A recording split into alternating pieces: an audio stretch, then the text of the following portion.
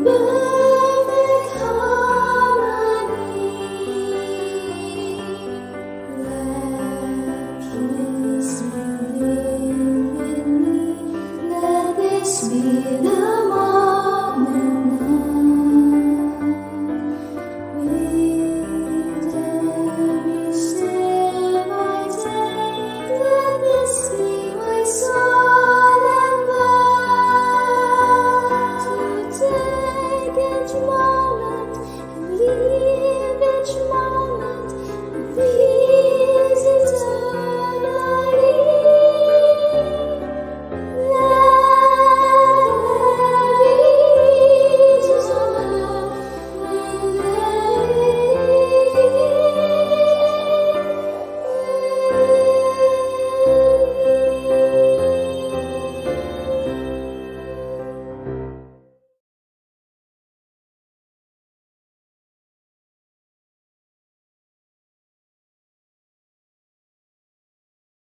The views and opinions expressed by the host do not necessarily state or reflect those of the company and its management.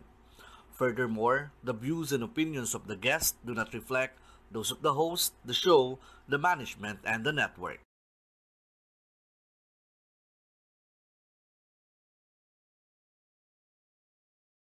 May mga pagkakataon na yung masasakit nating karanasan ay siya palang magiging daan upang ating makamtan ang ninanais nating kaginhawaan. Maraming nagaganap na pagbabago sa ating mundo at marami ring nagaganap na pagbabago sa ating pagkatao. Sa bawat yugto ng ating buhay, ating alamin ang ating kalakasan, maging ang ating kahinaan. Let us think, let us learn, and let us connect. Only here at TLC. May mga bagay na lubos na magpapahina sa atin. Pero lagi mong iisipin, bakit mo sinimulan ang isang bagay? Iisipin natin ang mga bagay na ito sa mga panahong nanghihina tayo. Mahalaga rin na patuloy tayo nag-aaral habang umiinog ang ating buhay. At ang pagkonekta sa mga dati at mga bagong kaibigan ay lubos na makakatulong para tayo ay magpatuloy na positibo sa ating buhay. Pandemic brings a lot of changes in our lives. Here in TLC, we continue to think, learn, and connect for a better future. Magtiwala ka lang. Remember this, my friend. God's got you, and we're here for you. Let's think as one, let's learn together, and let's connect with each other. Only here at TLC. Sa TLC, we think, learn, and connect. Because we inspire people, we empower nation.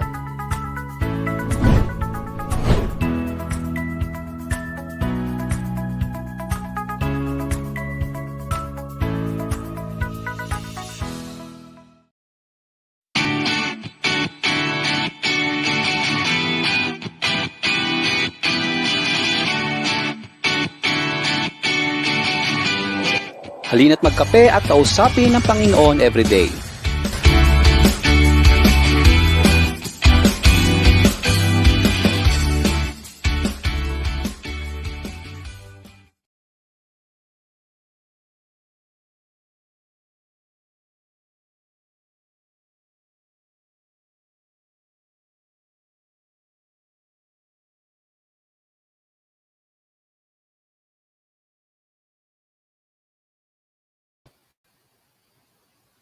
Magandang gabi. This is another episode. Welcome to the month of April.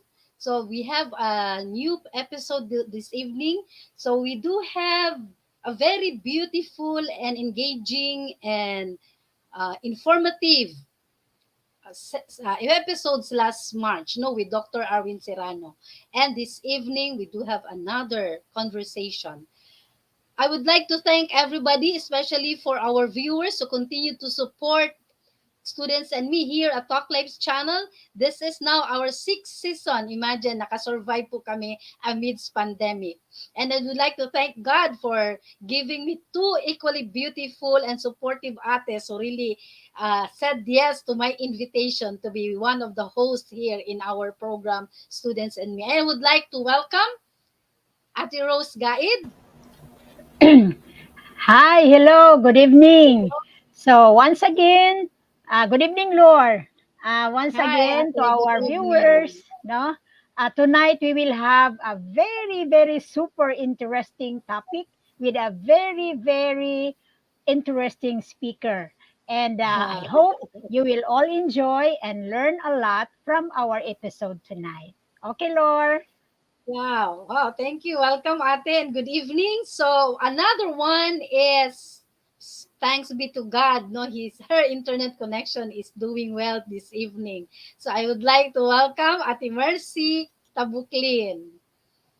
Hi, Ate Mercy. Good evening. Hello, good evening, Lore. Good evening, Rose. Good So, tama ka, Lore. evening. Ang aking internet connection ay tuloy-tuloy. So, tonight, we have our guest speaker or guest sharer, and I'm sure that a lot will be learning from him. So, uh, welcome to this episode and mabuhay tayong lahat.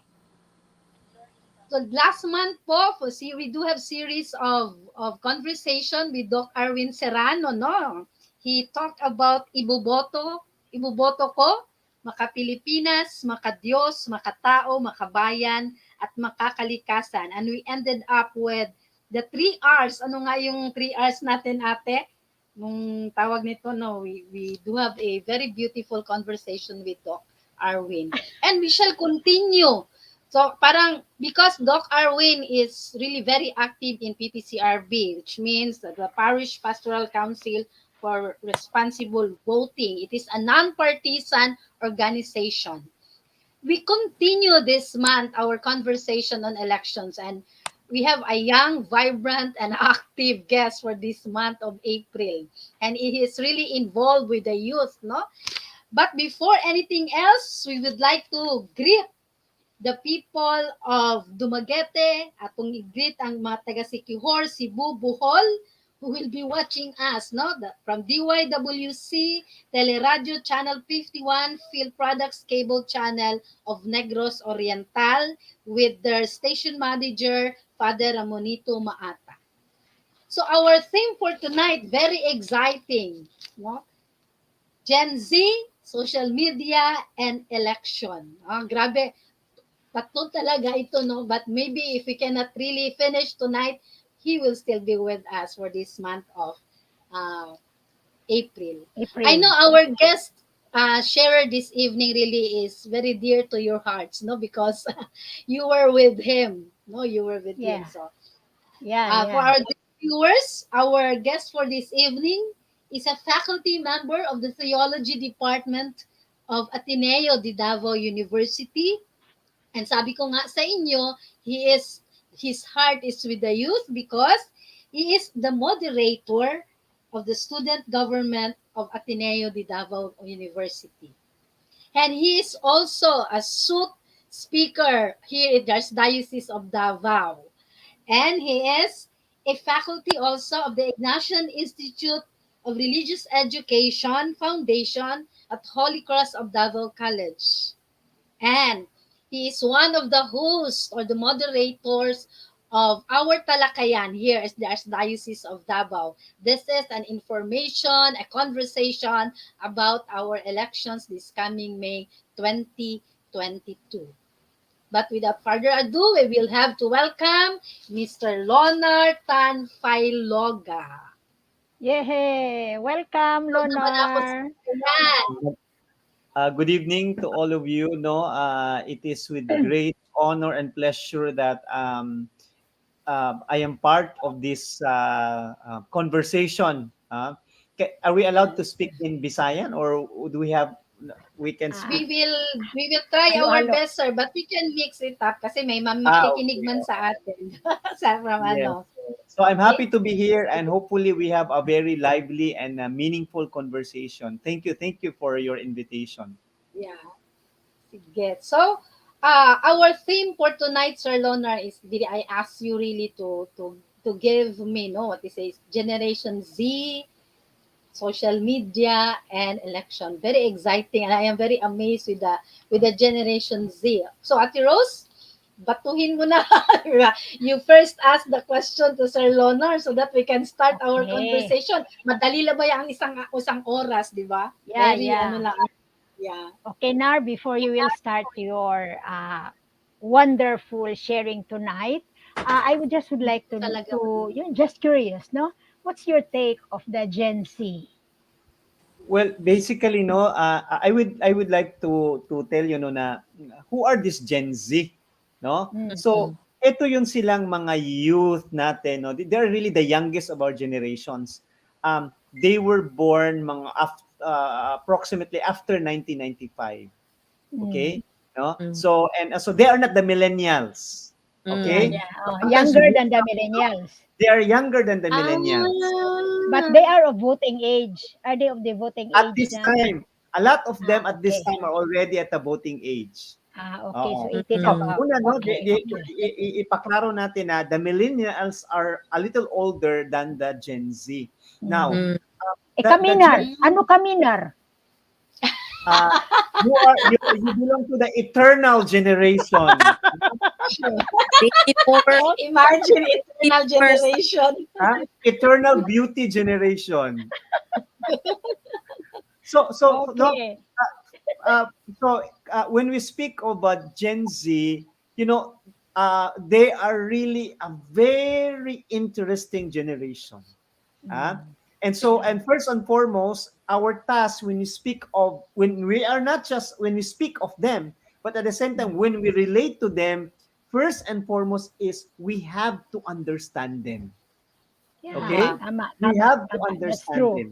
Otherwise, if we do not have that sense of or our desire to understand them, this will always lead us to what we oftentimes call generation gap that can Mm. really lead Oh, to miscommunication, misunderstanding. And so you have two well-meaning generation, but maybe coming from different backgrounds, no, and different perspectives. And that is why more than judging them, our first mm. invitation is to understand them. No? Correct, correct, Correct. correct. So they were born 1995 until what year, Sir Lonar? Up to this time, no, no. Okay. So, Mhm. pero of Pero course, no, Nar, naano po yung mga emerging na mga generation, Oh, but kani sila pero karon ang medyo majority, no, Intensity. sa yeah. ato ang youngest generation. I And have mostly are of voting age already. So it is very important that they will. I hope many will are with us tonight because it will give them really some thoughts, no, especially with our election come May Yes. 9, so di ba? yung sabi ni Lunar, Lorette and Rose na Mm. may emerging generation na naman and sila yung mga anak ng millennials. Ang nabasa ko, ang tawag sa kanila naman is Generation Alpha. Yeah, Oh. Wow. Alpha. Ma'am, So ma'am, they sila are the children generation of the Delta and millennials Omicron. already. Oh, the The millennials. Omicron. Born during Omicron and COVID time. No? Yeah, because no, Ah, if we say that they were born 1995, so basically they are now could be a mother or father at this time, 2022. No, tama, Yeah. 1995. They are they're young, And they're, and they are they're early mm. adulthood. Early adulthood. young parents. Mga late 20s. Tama ba ako, Sir Lonar? Yes, yes, ma'am. Mga around that ano. Around Mm. that. So they're really in the voting population already, the Generation Z. So I am touched with what you say that there is really a what we call a generation gap. and very important really is a dialogue, no? Especially in matters of issues around here in our country, no? Kasi kami na mga ako 50s na ako, sila ate mga retired na, so minsan hindi magkakaintindihan even among with my children also. They have their own point of view already of our social issues, our political system in the Philippines. So kailangan talaga ang dialogue. Okay? Sige, Yes. Ate Mer, Ate Rose, may ano ka ba? May itatanong ka kay Sir Lonar? Mamaya na, pakinggan muna natin si Lunar sa kanyang i-share. No? Yes. Okay, Oh, sige. okay, thank you. So So, but if we before Sir Ronald will continue, would like to recognize our viewers. No, Ami Ong, no, ang kauban namo nga katikista Sir Lonar is watching us. Thank you, Ami, for watching. And we have Brother Ryan America. Magandang gabi po, Coach Loretta Juarez, with your co-host tonight. So thank you. Actually, Sir Lonar, si Brother Ryan America will be sharing this episode to his Kapahayagan channel also. So, malaki ang coverage ng ating sharing this evening. Parang nawawala si Ate Mercy. May problema na naman siguro. Kasi it's raining, no? For the information of the people of Visayas and Luzon and other countries who will be watching to us, may problema po kami sa tawag nito, sa aming connection here in Davao City. So we continue, Sir Ronald. So you said that you will start sharing with us this evening your take on the Generation Z. So you started it already. Yes. Salamat to Ma'am Loretta, no? And when I said na first we have to understand them, no? And I would like to share to you some salient points, no, or some key characteristics of this Generation Z, no? And as apart from what I said, as mga after 1995, they belong to that year when they were born. And tama, no? Around this time, they're basically they're belonging to the early, probably, no, early adulthood stage. So first, ma'am, no, we can say that when we speak of Gen Z generation, they are really diverse, no? Kumbaga, diversity, plurality, to some extent, is their consciousness, no? So why is that so? Because they were born in a generation when there's so many aspects of life. There's so many diversities. Example, ma'am, example. During your eternal generation, during your time, Eternal. I like Baby the boomers. eternal generation. we have very few kinds of families. Di ba? Naalang tayo, Correct. nuclear family, extended family. No? But right now, when you speak about the family, because of a diverse context where they are in, no? Na ano tayo mga single nga family governed by a single parent. Of course, naagyapon diya ang mga traditional nato og nuclear family. Now, and they're also exposed, ma'am, to for example, no, multiracial family. Then naapod sila yung mga exposed sila sa mga informal kinds of family. Maybe dili kayo kuan sa Pilipinas, like for example, ang ilang mga parents, no, dili the usual typical na family. Ang uban sa ilaha under sa same sex, no, same gender na mga family. So daghang kaayong diversity, no? And then the other one, ma'am, no, maghisgot ta ni anang if we talk about diversity, they're exposed to different kinds of spectrum of faith and non-faith. No, spectrum of faith and non-faith. They're exposed to different kinds of different kinds of products, mode of socialization. You can name it. You know, you can have kumbaga. So how this impacts, for example, their consciousness and their way of life. No? So kaya because of this diversity, no, they tend to really be questioning. They're questioning individuals. Because there is what we call already, in English natin, we can use the word of democratization of space. So sila tong, 'di ba, sila itong mga pag magsabi ka na you know, if if you propose and you make if you make one religion as the basis for morality, they will they will question that. No, what about this? What about that? And so that we Correct. have to understand. No, the Mm. diversity. The world is so diverse, and because also and what contribute to this experience of diversity, no, a part of that is the really exposure to what we call social media. Yeah. Yeah. Although they are the kind of generation that the first to experience social media, no, the Gen Z have experienced already social media. The millennials have experienced social media, but the Gen Z, they were born during this time that there's so much explosion, no, so much explosion of what we call social media. So tinatawag din silang digital natives, Mm. no. Yeah, I've heard of the word, no? Digital natives.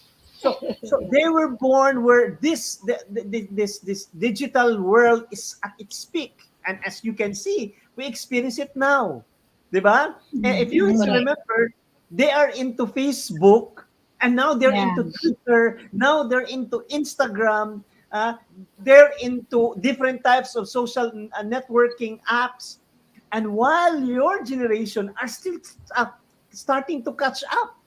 No? Yeah. Before your generation, you Trying, tend to trying. frown. Ano ba ng pinaggagawa ninyo? Wala na kayong ginawa. Sige na lang kayo tingin sa cellphone ninyo, sa tablet ninyo. Ha? Wala na. And then when the digital, no, kaya dito digital natives, no? Kayo mga digital migrants. And when these digital migrants started to learn how to use the cell phones, the social, para sinasabihan ko yung mama ko, ma, alam mo yung pinapanood ko dyan? Tagal na yan. Huwag mo akong pakialaman kasi hindi ako nakikialam sa inyo, no? And you start, no? You start also to catch up, no? So the experience, no, of social media, no, and because of this parang there's now a question of what we call what can be considered as real. For Mm. you, when you speak of communication, it's always face to face. But when you Mm. speak of communication for them, there is what we call the digital form. And when can one say that the only form of communication and the only authentic form of communication is just really Face to face. in face to face, no? So much of their interactions are really I don't mean to say that's the only way, but much of their interactions are really through the social media messenger. Before, Mm. man, when we communicate, we use the cell phone. Now, as long as there's internet, they can communicate through messenger, Viber. Correct. Of course Fiber. the older generation are ano, no, are catching up, pero sila itong digital natives. So the diversification, democratization of the form of communication. And when we speak of communication, at the heart of it is really how they conduct their process of socialization or Mm, building relationships. Mm. No?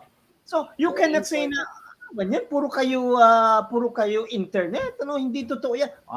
For them it's not, you cannot say that, no? Mm. Because real interactions are also happening in the digital world. But of course, no, there are always a plus and minus to it. But what we are just trying to tell, no, our listeners and our viewers here na they are very diverse, and the one that really contributes, no, the one that really has contributed to that diversity is their digital world, the social media, no, and part of the social media is the explosion of not just of information, but at the same time of ideologies, belief system, no, sense of beauty, sense of beauty, Mm. no. Okay, let's say for example, when we speak of social media, no, when you speak of social media, because that's already part of their world now, no, that's Mm. already part of their world. Now, meron ding itong ano, no, because parang naging apart from their ano, parang okay, like example, right now we're really into social media because of Mm. the pandemic, hindi ba, no, Mm. including our Mm. churches Opo. are into social media. Mm. pero kahit noong face to face, kahit yung pre-pandemic, pag nag-uusap sila nakaganyan, no? Nakaganyan. Now, Mm. Yeah, true. oh, pag nakikipag-usap sila, no, this is not unique to Gen Z, no? They're also this no, but yung multitasking, no? They talk to you and at the same time they're also in talking and speaking, communicating with their friends in their smartphones. Ah, so ah so dito sa kanilang exposure sa social media, they're also exposed to yung sinasabi natin the sense of beauty. What is the idea of beauty? No? And kung makikita niyo parang lahat na lang wow, they always post something beautiful. Mm. Even, Beautiful. even trivial matters, no? So, naapektuhan nila yung konsepto ng beauty, no? Mm. Ano yung konsepto ng tama? Ano yung konsepto ng totoo? Mm. Okay? And alam natin if we are not being critical also in social media, lahat ay projected. Sabi ng isang estudyante ko, sabi ko sa kanya, you know, I'm very happy that you are that you are doing well in your life. At alam mo, sabi niya sa akin, Ma'am Mercy, Ma'am Rose, Ma'am Loretta, Mm. sir, alam mo naman, I only post something beautiful about myself in social media. You know, I have no. So yung sinasabi natin, what you see is what you get. That's not true. In That's not today's true. generation, that may not necessarily be true. No, sorry. That may not necessarily be true. So, Mm. so you know, so kaya nga, no, we have to understand them. We have to understand them, no? And part of that understanding them is understanding their world. Huh? The world. So a world that the older generation is trying to really catch up, no? And part of this, no, I mentioned also I mentioned about yung ideology nila, their political views. We can say that the Gen Z, they are more, what we can say, progressive, no? Yeah, Progressive yeah. True, in terms true. of their political view. Kumbaga, kaya Ah, nga they are not necessarily left-leaning, no? Sorry, no, we don't want to appear to be like right and left-leaning, but Okay. it's better to use that word progressive. Kaya kaya kung ikaw yung older generation, wow, kung makasabi ka, parang alam mo na talaga, no? Parang saan ka kumukuha ng confidence? Saan ang hugot mo? 'Di ba? Correct. So, Nar, yes, Nar. ma'am. Siguro because they're exposed already to different ideologies through the internet, no, they can read as much as they can, unlike us before that we only hear from the radio, no, from the politicians. But now the Gen Z are very much exposed to Yes. everything, na? Ma'am, as a Information. teacher, ma'am, before you give a talk and you're so confident that you're only the source of truth and True. information, be careful. Because Mm. as speakers, we really have to be to ground well our content. Why? Mm. As you speak, many times I've experienced this. The Mm. moment you see something in your lecture or you're giving a talk in class or in a training, they Mm. start Googling. Mm. And they Yeah. will check whether you're telling the truth or not. Now, you may be telling the truth. Ma'am, I think your survey, your data is in 19 kopong-kopong, but there is a new data now. No? Yeah, we have to be prepared, no? Yes. I'll give you Yeah. one example, ma'am, ha. They're very Ah, critical. Sisingilin ka talaga nila. No? ah, Sisingilin ka talaga nila. Because you know, and oftentimes, no, yung parent hindi nila ma-accept na parang tinatanong mo ako, kini-question mo ako. Ay, sasabihin nila, "Oy, I have a record on that," no? I have a receipt. They use dati when you use the word receipt, resibo sa pag namili ka. Ngayon, I ah, have a receipt for that. Meaning proof, no?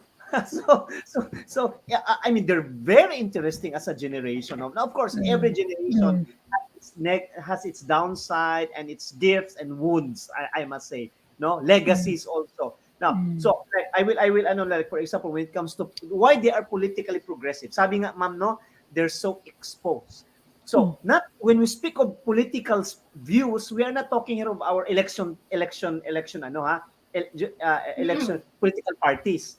Like for mm, example, they're so aware of social issues, regardless whether True. they care or not. Regardless whether they Mm. care or not. No? Mm. So, example, gender ideology, for example. No?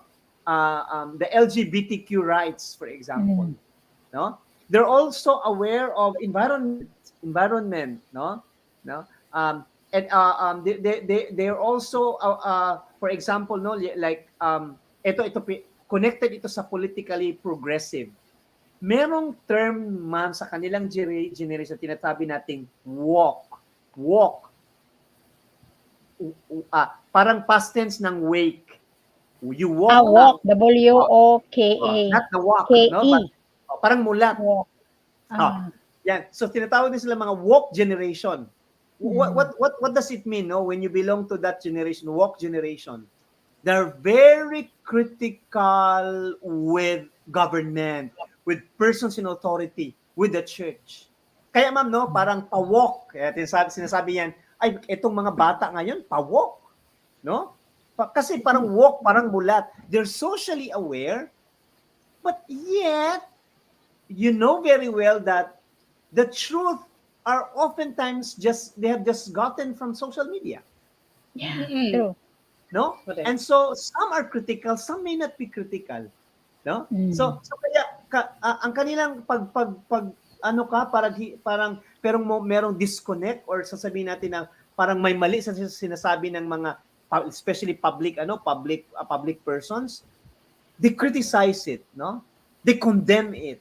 Well, to some extent, no, it's something positive because they have their sense of right and wrong.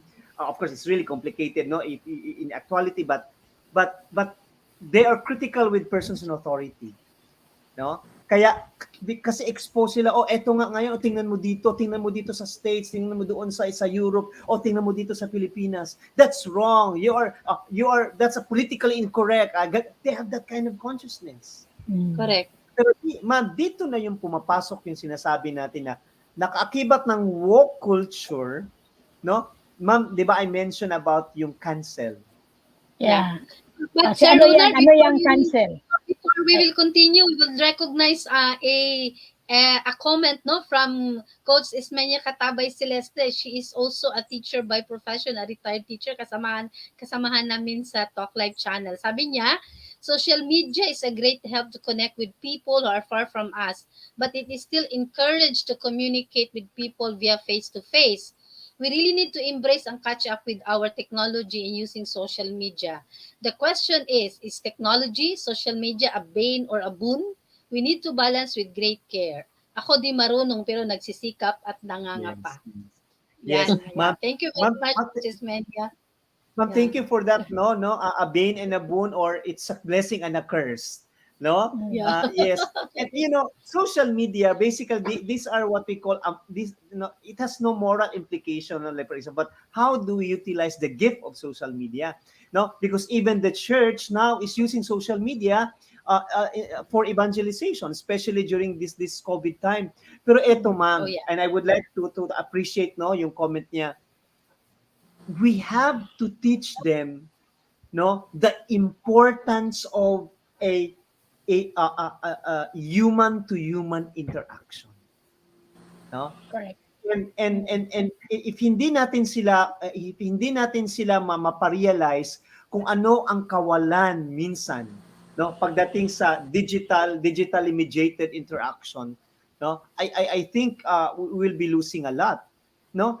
Kasi Yeah. ito, ma'am, ngayon ito nangyayari, nasagad tayo sa online interaction, and this started too long that we can't stay on this forever. So the pandemic experience that we're forced to move into this online interaction had also made them realize that they started to, we want to go back to school. Yeah. No? They miss the real interactions. No? They want to go back to school, and they've realized that learning through online, while we have to adapt to the difficulty now, with this pandemic, but marami talagang hindi na ibibigay sa online. And so learning and interactions, no? So, kumbaga, they take it for granted, no? We take it for granted because, after our online interaction, they'll say, oh, let's meet, ha? Pero ngayong pandemic, we're really forced, no, to be online. Kaya meron tayong Zoommustahan, no? Zumustahan. I like the term. But Zumustahan. they're so eager in the Zoom. Like for example, them being the moderator of student government, we're doing our Oo. meetings in Zoom. But you know what? What are some of the contents? Hi sir, kailan kaya tayo magkikita na face to face? Kailan kaya tayo, no? Example, during this pandemic, they start to long the real example, the real presentations in schools. No? Ngayon, recorded. Well, that's very good, but we know if it's recorded, parang kumbaga sa chicharon, kulang sa crunchy, no? Kulang sa lutong. Oh. So tama naman, ma'am. Thank you for the one who commented na it's both a blessing and a curse. Kaya lang dapat, no, there's no replacement for face-to-face interaction. No? Pero mag-hybrid naman siguro, Narno. I think that's the trend now, mag-hybrid. Yes, that's the trend, no, hybrid, no, but we have to be critical, no, because this hybrid thing, this online thing, this hybrid thing, if you're not conscious, has also created a kind of a culture in terms of learning and interaction. Di ba, ma'am? Guilty ako. Meeting. Dati meeting, wow, may kainan, face-to-face, may interact, you see. Ngayon, you turn it off. Sasabihin ng ano na, mag-off lang ako ha kasi I am on, di ba na? Off lang ako. But in the meeting, we see each other face-to-face. Kita yung anong reaction mo sa meeting. And so, ito yun. No? So, we are in this pandemic, the Gen Z and all of us, all generations were affected. Pero ngayon, nire-remind tayo na naglulong na yung tao, pwede bumalik na naman tayo sa face-to-face. Oo. So, well, so gaya, no? Ma'am, I would like to talk about yung cancel Cancel culture. culture. Yeah, because they are woke, pa-woke, yung mulat, something positive. Because they're very critical about issues around. Okay? And because of social media, yung pagpuna, ito na yung cancel culture, parang ika-cancel ka. Usually, this happens to celebrities. So it is a new form of calling out of people who may have fall short of the standards, no, of what is truth, what is just, what is good, what is virtuous. So, kung titingnan mo, maganda. Pero ngayon, pero meron din itong minus. Because we should be critical in a sense that we should be calling out the behavior, the negative behavior, to the point that we have been canceling the person. No? And Correct. At because social media, lahat labo-labo na. Lahat ng against sa sinabi mo, kasi mulat nga sila sa yung sense of yung ama, lahat, all in. Kahit wala silang konteksto kung ano talaga yung background. Kasi ang nakikita natin sa social media are limited representations of a bigger reality. Halimbawa, kung i-post ko lang ito, nagkamali lang ako na magsabi, I have accidentally, I may have probably said something, example like offensive to LGBT, for example, or offensive to PWD, no? And because I am exposed in social media, lahat ng against sa ginawa ko, parang it's going to be aatakihin ka talaga. So, yan tawag basher? Yan ba yan? Well, part of that, no, you will be bashed.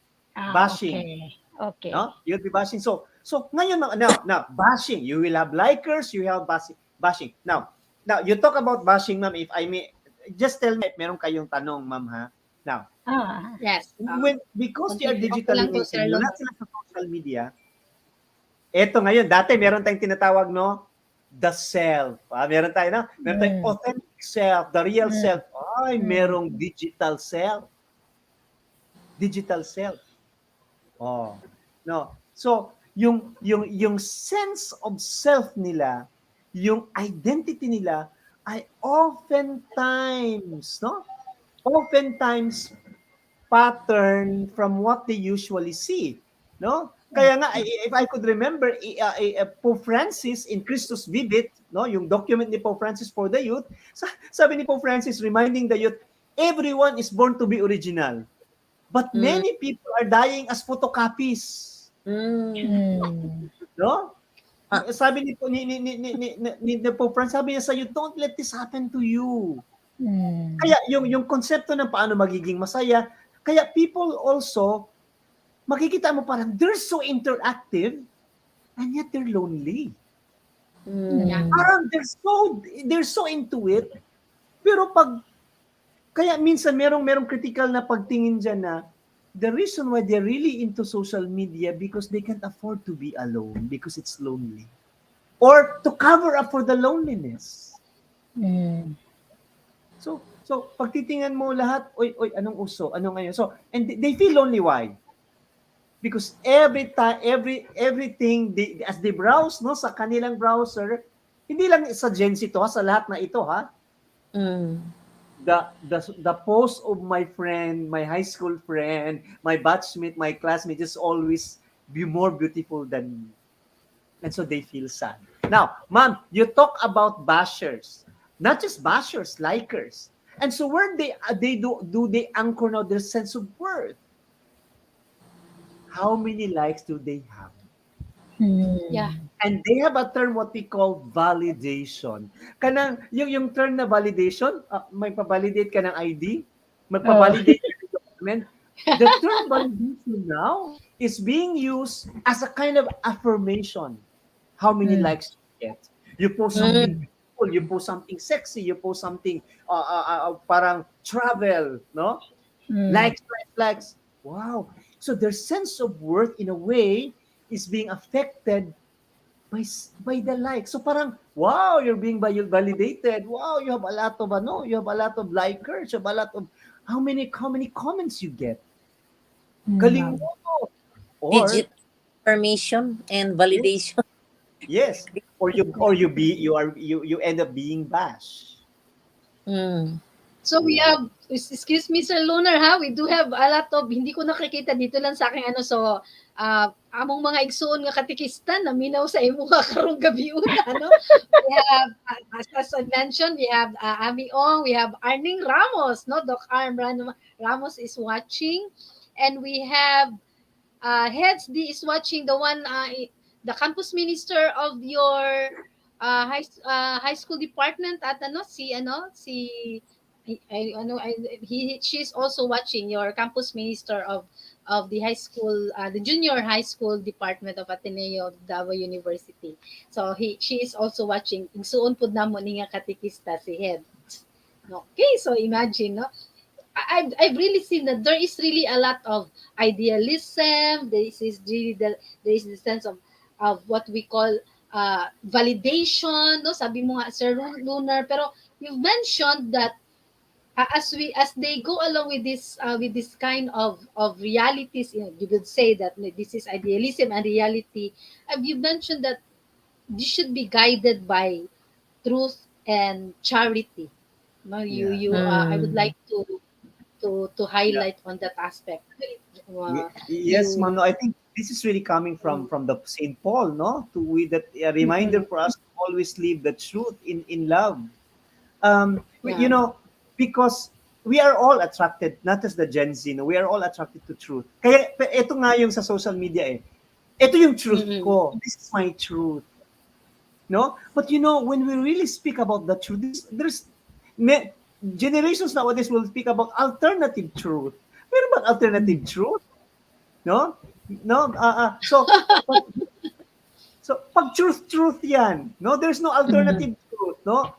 Jesus is the way, the truth, and the light from our Christian perspective. Now, uh, I think because of we cannot really do away with social media, no? Because it has become the mode, no, of interactions for many of us. Ma'am, minsan ginagamit yung truth to destroy people.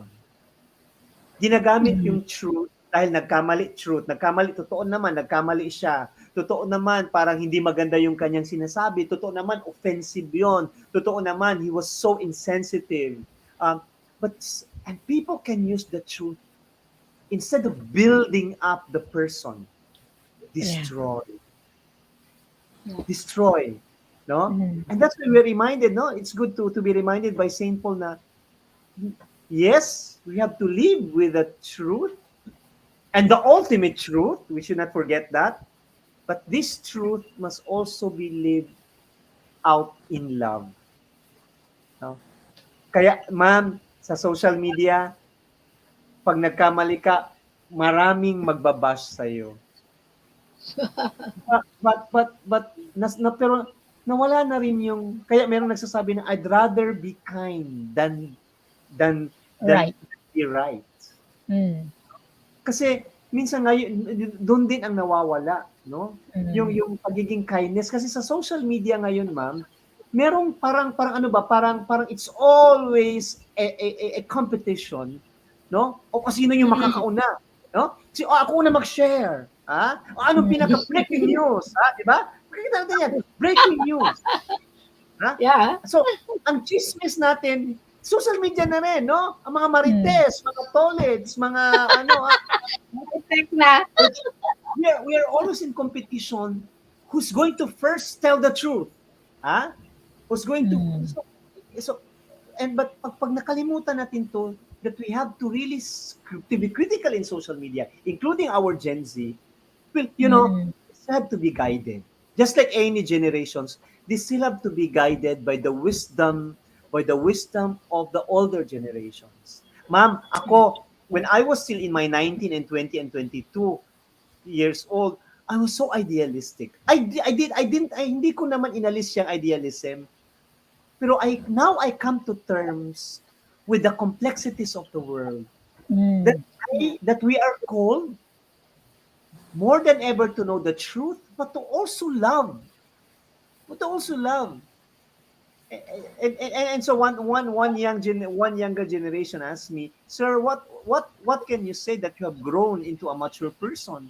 And sabi ko, if you're able to learn to understand and be tolerant to the imperfections of your generation, no? And and you know, ma'am, lahat tayo merong woundedness, no? Anong generation man, no? Pero when can we say that we have become spiritually mature, psychologically mature? Not by the Saint Paul said, no? Saint Paul said, I could be wise and can fathom the mysteries of this world. I have faith to move mountains, no? All the knowledge, but if I have not love, therefore, if I have not learned to understand, if I have not learned to accept others' imperfections, then I ended up just simply knowing all the truth, but failed in that very basic call to be loving, to be kind. No? So, ma'am, sa buhay spiritual natin, wow, ikaw na nga talaga ang santo. I-canonize ka na nga namin. O yung na yan. But we tend to be judgmental, no? So the Gen Z, the kind of judgment that this generation see is really through social media, no? Maganda yon, positive kasi they call out the negative attributes, but at the same time totally canceling the person. So where is forgiveness? Where is Forgiveness. So, ito talaga So ang that cancel culture. Yes, Ate Mers? Yung explanation ni Lunar ba na intindihan ko na kung ano talaga ang essence ng what we call as cancel culture. No? Na wala na, cancelled na ang tao. Parang marami mga celebrities no na meron silang na-pronounce na mali o merong ginawa, cancel. Let's not support anymore the product endorsement. Ganun. Kawawa naman yung nasali na, no? So medyo kailangan, we need to humanize the digital world. We need to imbue the world with love, with critical assessment of facts that lead us really to truth, no? Truth. With prudence. no? With prudence. Let's Eventually, move siguro, handali. Yes, Steph. Eventually, Okay, siguro, Steph. if not, I don't want to use the word corrected, no, but eventually, kung ganyan lang talaga, no wonder magiging robots lahat, no? We will become robots, no? It's the ability to love, to be kind, no? That makes us more human. Mm. Ma'am, siguro ma'am, no, whatever generations we Mm, belong, I think Mm. the desire for truth and to love is always there. And I think that mm, we should capitalize. But ma'am, let's, mm, I started this conversation by saying, first we have to understand them. Mm. And so when we desire to be understood, we have first to give it also to them that we are desire to understand them. yeah. Mm, But mm, not all of us have that consciousness, no? Kasi you can't Opo. also blame. If you don't have that sense of knowledge of the typical, no typical, we cannot judge them. We can Mm. make generalization. A typical characteristics of this generation, well, you diba, parang banggaan, no? Oo. Mm. So we also have to give it to them to model, no? yeah. That's what we say, no? To model, older generations must model to them what it is to listen more, no? Mm. Older generation must see to it that truth is not just about what you see in social media, but truth, this whole dynamics of in our desire to know the truth, no? Yes, ideals, but life is really complex. Life Yeah. is Yeah. really complex.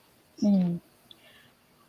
Luningning Alvarado is watching. We need to humanize the social media world, Sir Lunar. I agree po. So Yeah. imagine ang marami kang fans ngayon ng mga katikista talaga, Sir Lunar. Praise the Our Lord. mga Ah, igsuon among katikista tanaw sa imo. Looking forward. So no, don't worry You mga have kapatid. He will be with us for the month of April. So Yes, ang kasi talaga marami naman pa talagang itatalakay, Lord, kay kaya there's nga more about this there's topic. more. Yeah. Kailangan pa talaga Yeah. i-discuss para mapalalim pa talaga, Especially no? this is just the grounding of our patikim. conversation of how it's really Mm. no patikim lamang because of the coming elections, and this is very important no. Sabi ko nga kanina when I introduced Sir Lunar, he is part of one of the hosts of Talakayan here in our Archdiocese of Davao, no. Sabi niya matatapos na daw ngayong Friday, but no, it's really a very good. Kaya nga sabi nga, di ba Ate Rose, when we will have a conversation with Doc Arwin also is watching, no?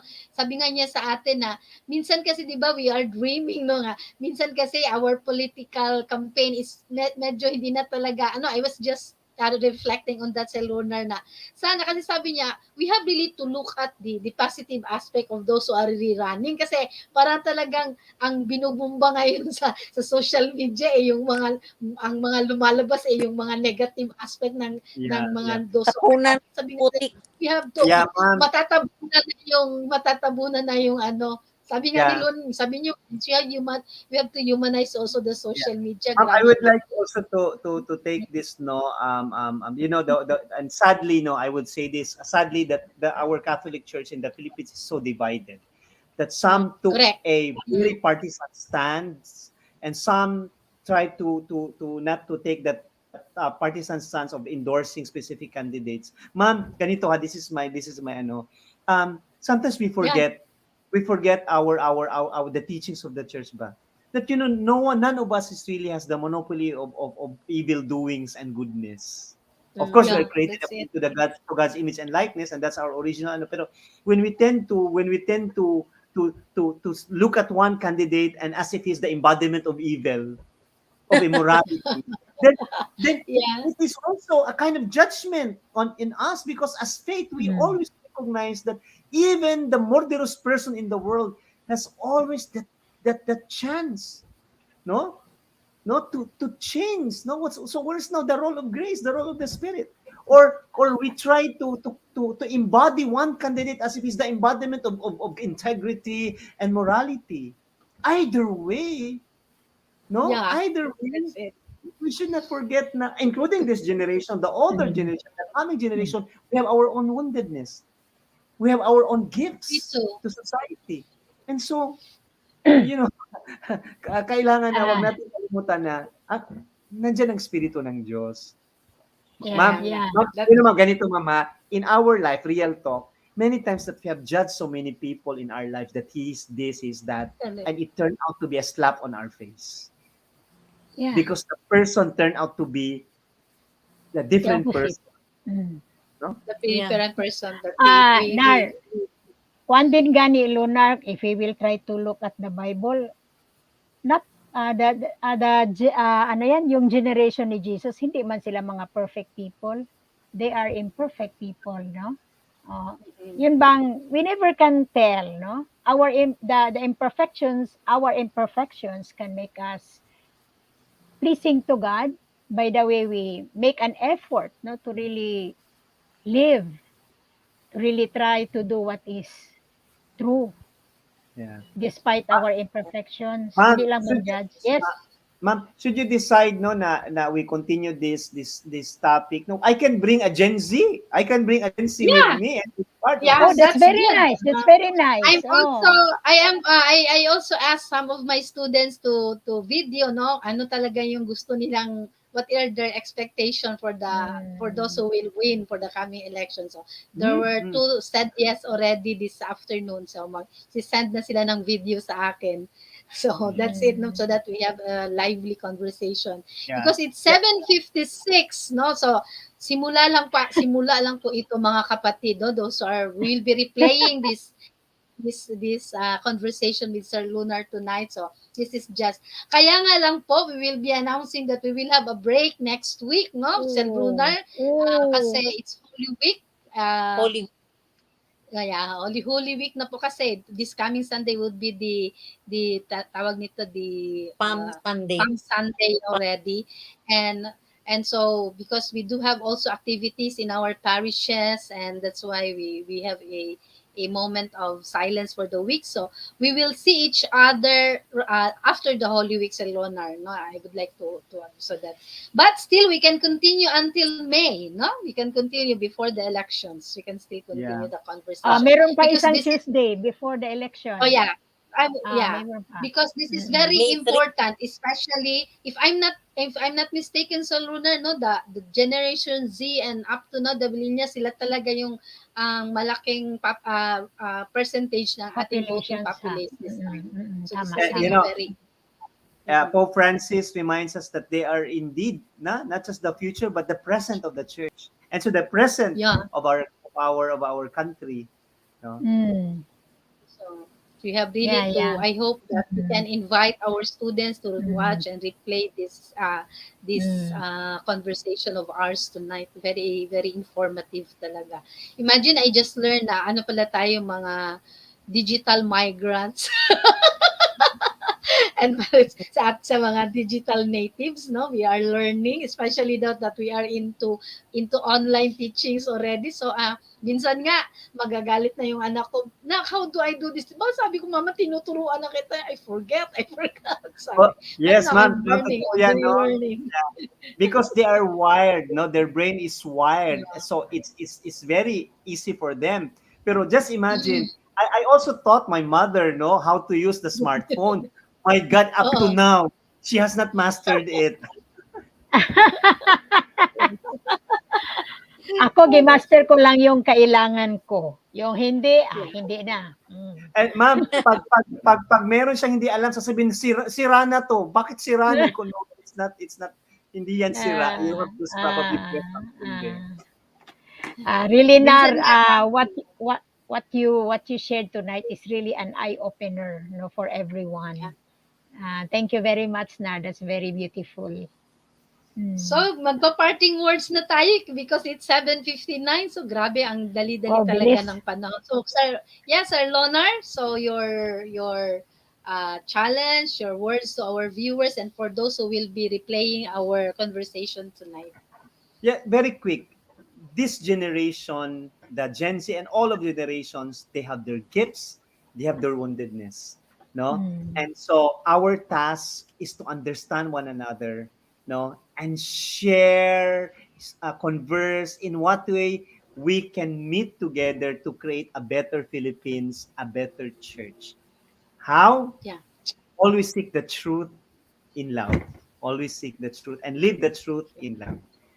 Maayong gabi and good evening to all of you. Thank you. Thank you for the invitation.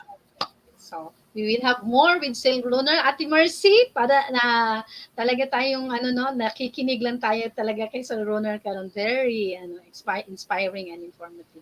Ate Oo, Mercy? so tonight is very inspiring with Lunar. So I'm also challenged to read more so that I can understand the Gen Z. And meron ng Gen Z, sus meron pa namang emerging na Gen Alpha. So Alpha.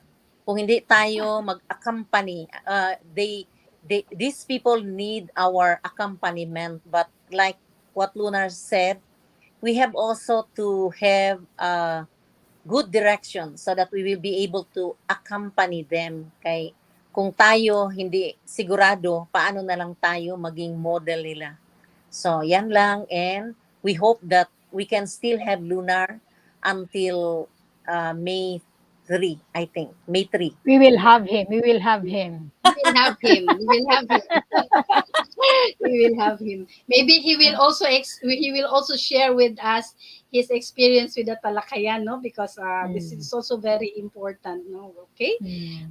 Okay, salamat kaayo Sir Lunar, no, na you really said. And I would like to thank Ate Mercy sa nagkita dito kami ni Sir Lunar, sabi siya, oh, okay yun sa akin na Ma'am Loretta. So thank you very much, no. So this is Talk Live Channel and this is really you grace our season 6, no. Imagine.